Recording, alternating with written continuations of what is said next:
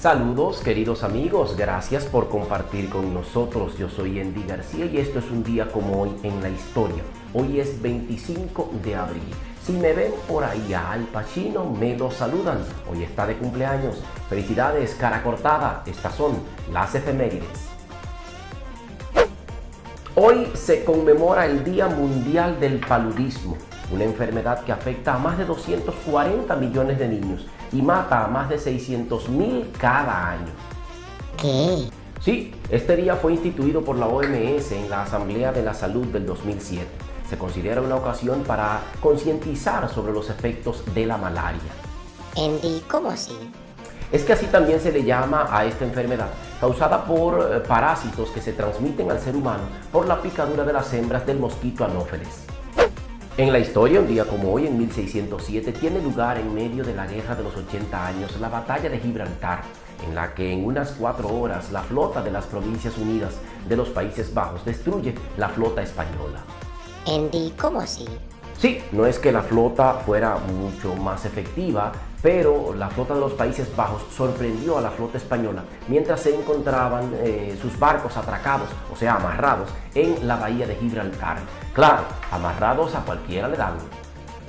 En 1719, Daniel Defoe publica su novela Robinson Crusoe, considerada la primera novela inglesa. En esta, una autobiografía ficticia, un náufrago inglés pasa unos 28 años perdido en una remota isla desierta, aunque muchos afirman que se inspiró en la historia de Pedro Serrano. ¿Y ese quién fue?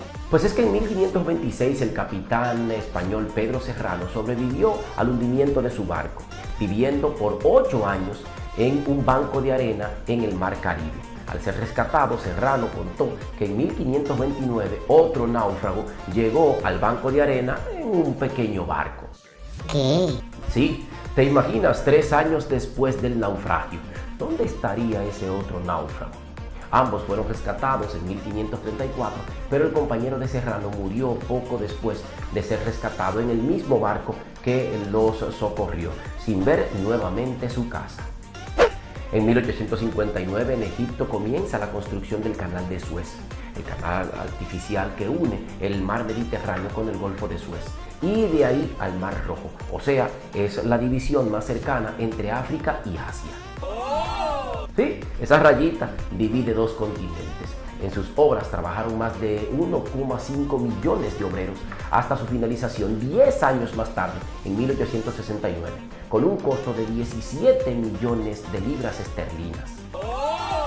Sí, la obra fue tan importante que hasta una ópera compuso Giuseppe Verdi para su inauguración. En 1917 nace la cantante de jazz estadounidense Ella Fitzgerald, la reina del jazz, una de las principales voces de la historia de este género. En 1974 se inicia la Revolución de los Claveles, un levantamiento militar que provocó la caída de Portugal de la dictadura de António Oliveira Salazar, quien dominaba el país desde 1926, la más longeva dictadura en Europa. El hecho convertiría a Portugal en un Estado de derecho democrático.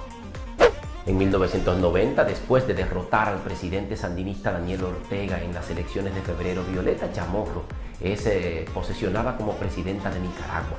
Es la primera mujer en ser electa presidenta a través de las elecciones en el continente americano, la segunda en el hemisferio occidental y la quinta en el mundo.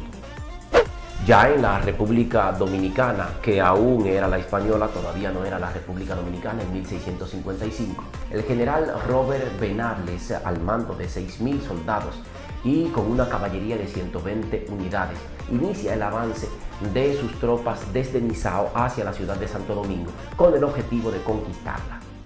¿Qué? Sí, el ataque sería respaldado desde el mar con el cañoneo de la flota a cargo del almirante William Penn sobre la plaza, en lo que se conoce como la invasión de Penn y Venables. Las fuerzas invasoras serían rechazadas por la defensa de la plaza a cargo del conde de Peñalba y los criollos don Juan de Morfa, don Damián del Castillo y don Juan de Torra, quienes sorprendieron a los ingleses en su retaguardia, con lo que pudieron desmantelar las fuerzas invasoras.